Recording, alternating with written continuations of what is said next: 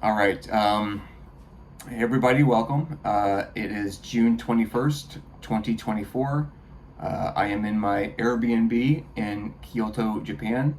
It's another rainy day in Japan, but I don't mind. It's a beautiful country, so I'm here. I'm gonna make this video. It is a video about something that's very important to me, and it's a video about one of the reasons why I came to Japan. Aside from just seeing the country and doing some mountain climbing. Um, I came here because yesterday was June 20th, and yesterday was officially my 1 year anniversary of not drinking. I quit drinking on June 20th, 2023, and I'm going to just jump into it and kind of give you a history about my own struggles with drinking. And if anything, I want this to kind of be a resource to people out there who are interested in giving up drinking or who have quit drinking and kind of want, somebody else's story. Because whenever I quit drinking, I would go on YouTube and just watch people's videos about sobriety. And I think I don't care if I had to watch, one video of one person 100 times just to kind of get me through a day, so be it. So I'm going to give you kind of a history. So when I was a teenager, I never drank. I think up until the ages of like 18 or 19, I may have had a few sips of my dad's beer when he wasn't looking.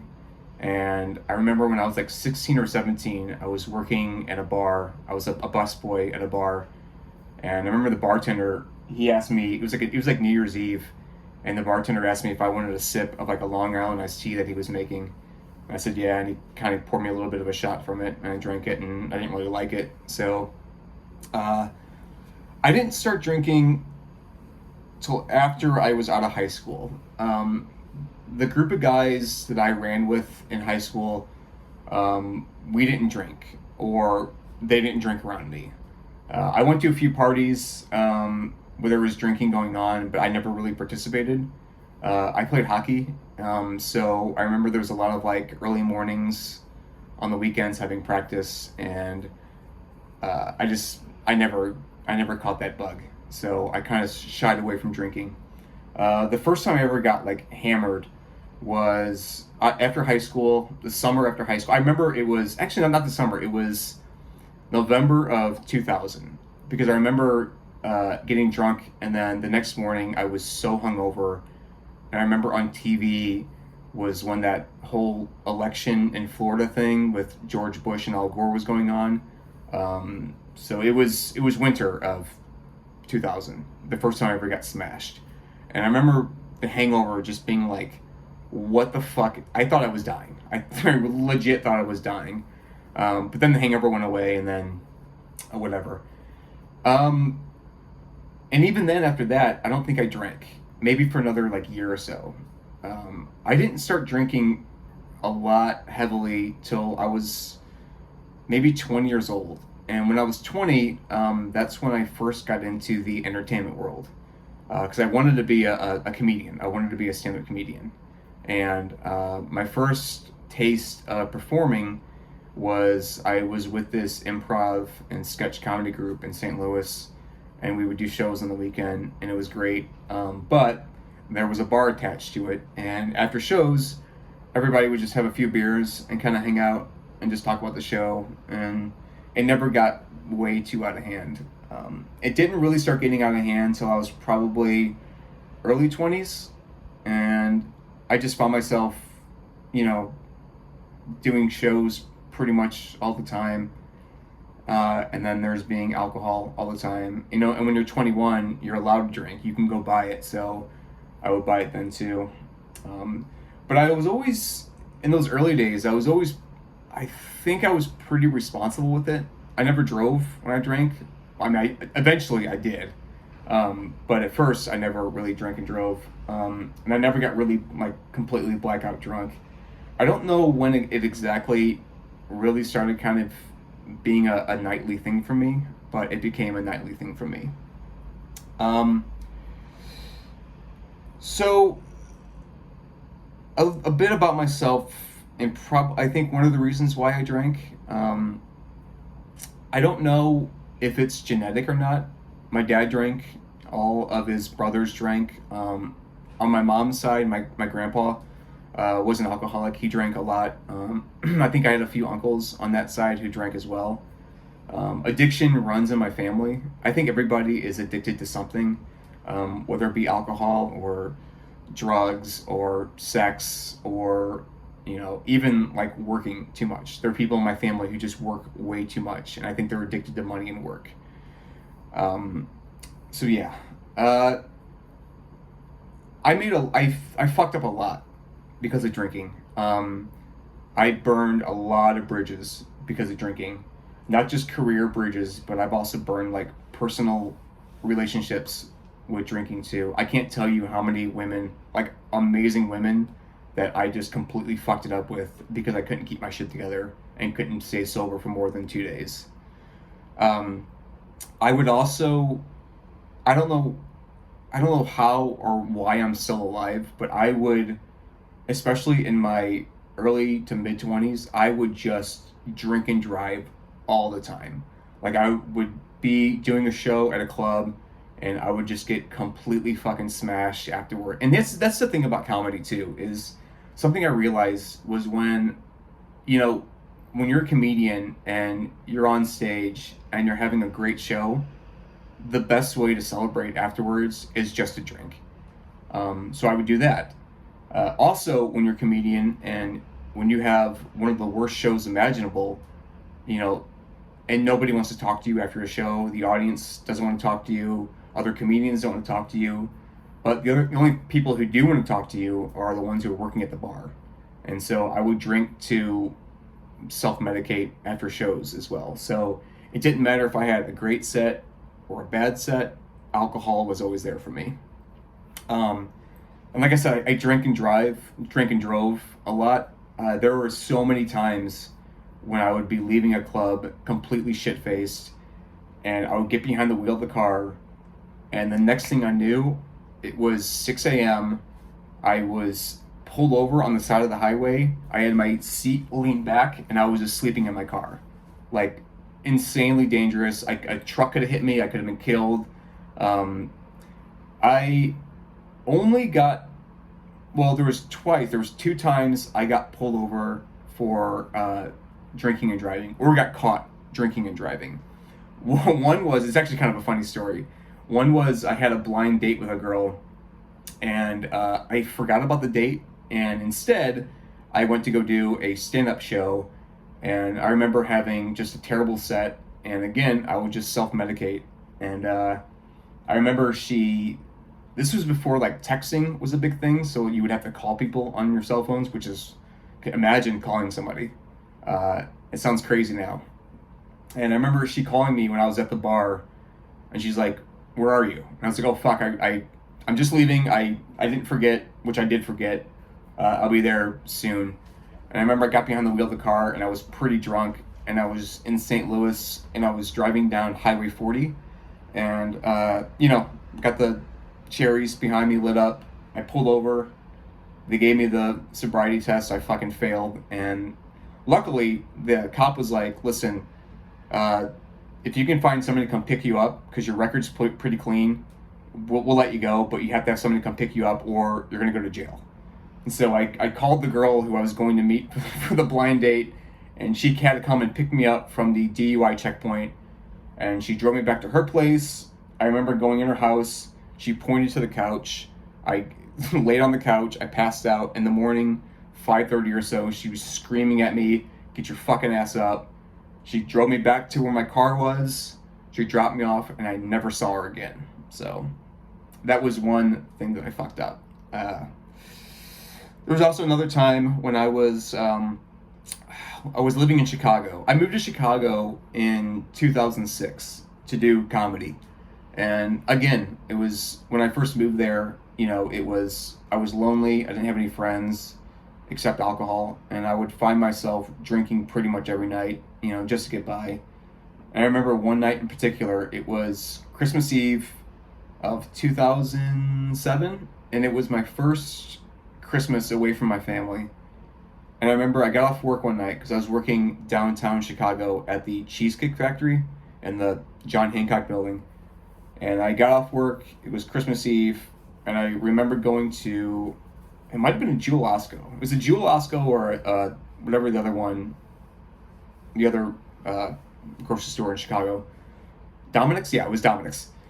I remember getting a bottle of wine and a bag of chips, and I remember going back to my apartment, and all my roommates were gone. They went home to St. Louis to see their families. And for some reason, I couldn't get out of work. That's why I was still in Chicago.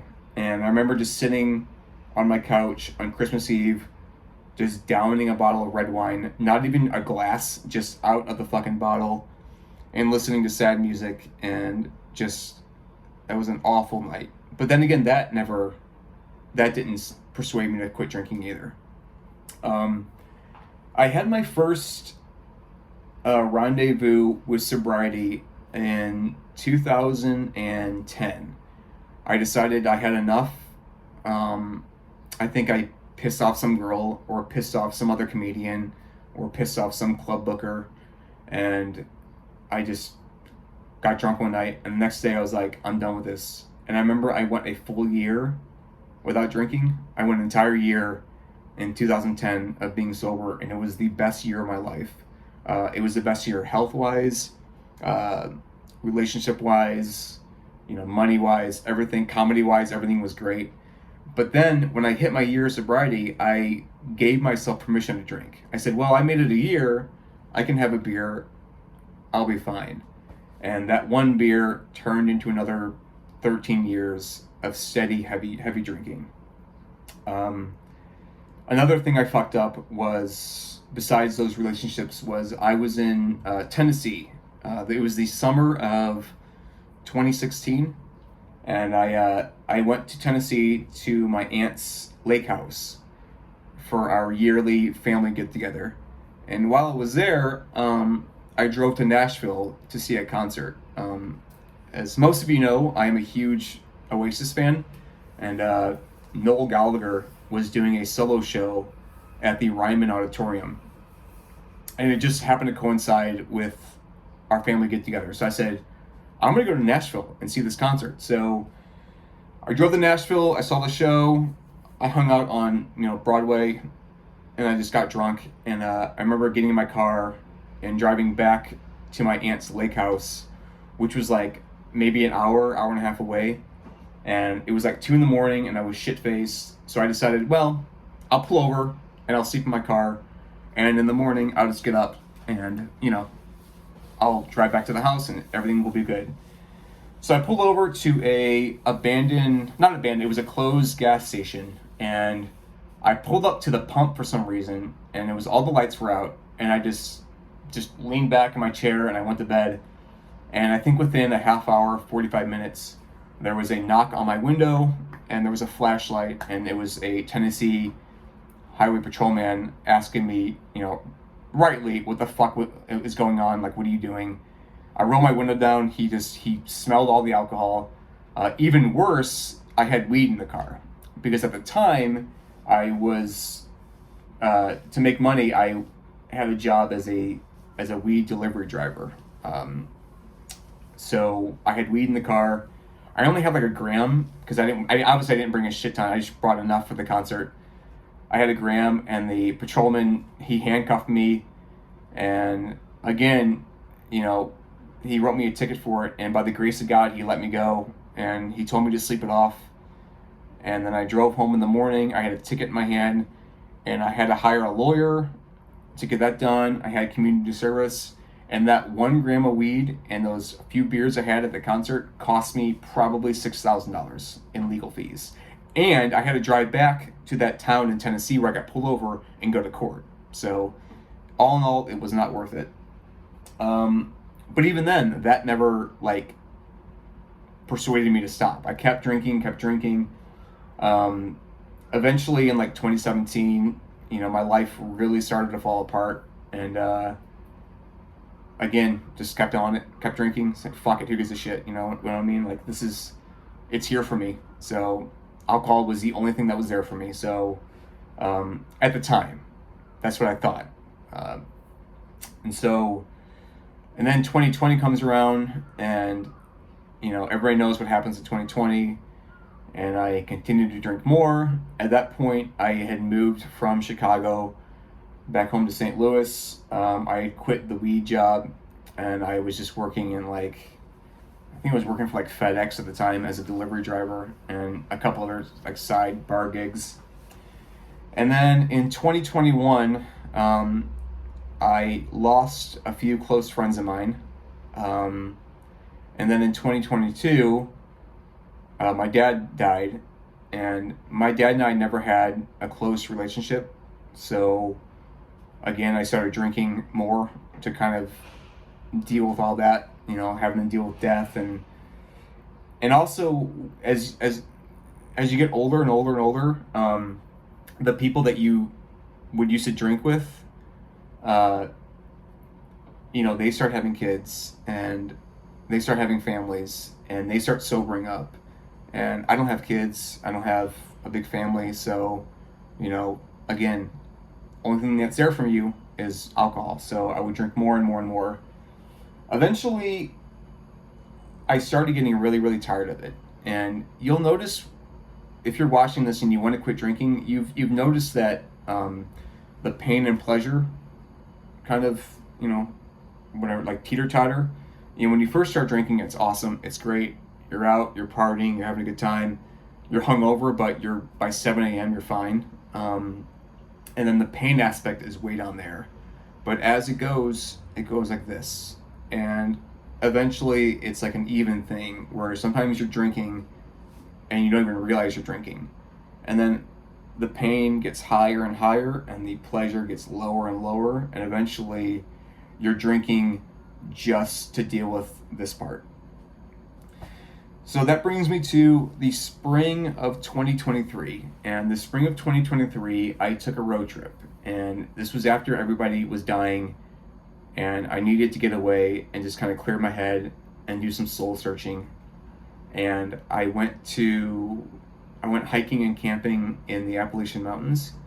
And then I went to Philadelphia or Pennsylvania. I saw Gettysburg. And then I went to New York, and I saw Cooperstown and the Baseball Hall of Fame. And then I drove north more, and I went to Lake Placid. I'm a huge hockey fan, so I wanted to see the Miracle on Ice arena and all the USA hockey stuff up there. And while I was in Lake Placid, I checked into this hotel, and I wanted to do some hiking. And the concierge at the hotel told me that there was a mountain in upstate New York, in the town I was in, called Mount Marcy. And Mount Marcy is the tallest peak in New York State. I think it's 5,200 feet, 5,300 feet, something like that. I'll have to check the sticker on my car, because I'm one of those guys who puts national park stickers all over his car. So I decided to climb Mount Marcy. I did the hike. It was like a 5-hour hike up to the top. And I remember on the hike, I think this was the first time I ever done this. Seriously did this. Not arms around a toilet puking, saying, God help me. It was a legit conversation I had with God. And I basically said, hey man, I'm not sure if I want to do this anymore. I don't know if I think I want to be sober. I think I want to give this another shot. Can you help me do this? And I get to the top of Mount Marcy, and I come back down. And I remember coming back down, and I went to the bar at my hotel to have a post-climb dinner. And I remember I had a beer, and I took one sip of the beer, and it tasted like absolute shit. I don't know if it was just I was dehydrated or I was exhausted, but I don't think I could even finish the beer. And it was a Sam Adams. It was my favorite beer. I love Sam Adams. And I took 2 or 3 sips, and I was like, this is disgusting. And within the next few weeks, my desire to drink went less and less and less and less and less and less and less. And eventually on June 19th, I was back in St. Louis, and I had a few friends of mine who were in town visiting. We went out drinking.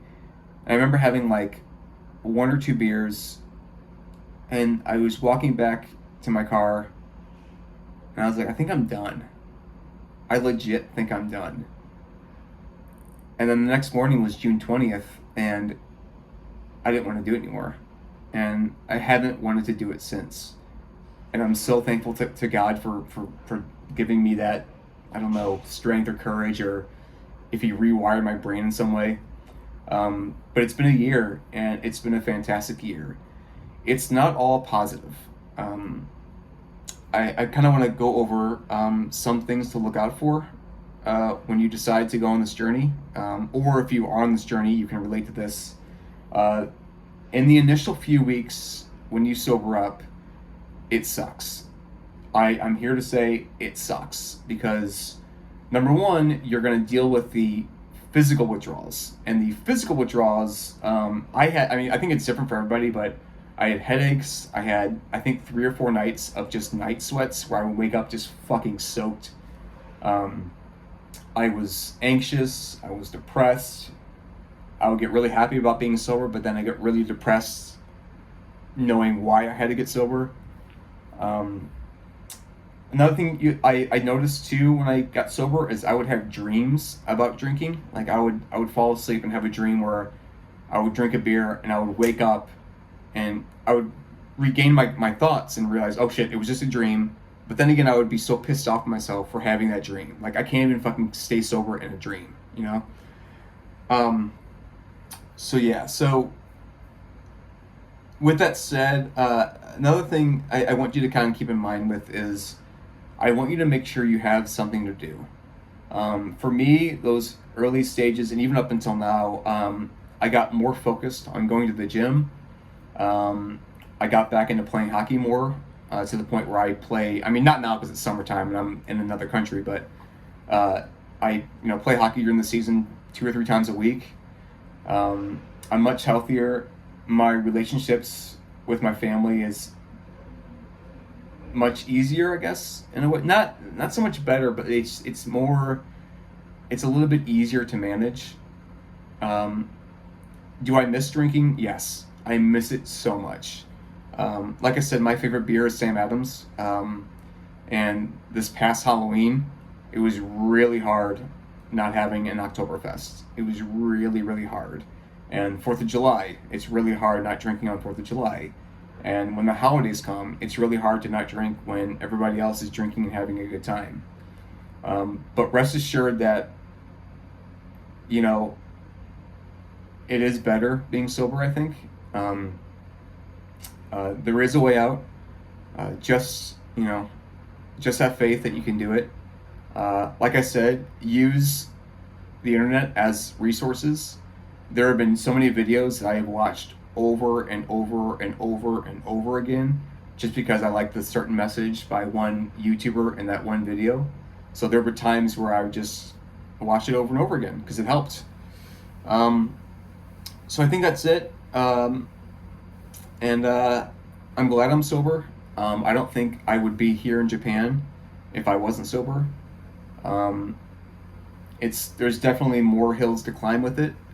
And I hope on June 20th of 2025, I can sit here and give you a 2-year video. So if you're looking to quit drinking, if you want to give it up, my advice to you is talk to God. I was never really a believer. I mean, I went to a Catholic grade school, and then in my 20s, I was kind of like, fucking shithead atheist, bullshit, whatever. But it's really helped me out. He's really helped me out, and there's plenty of resources. So I wish you the best of luck. If you have any comments, please leave them. And I wish you the best. And sayonara.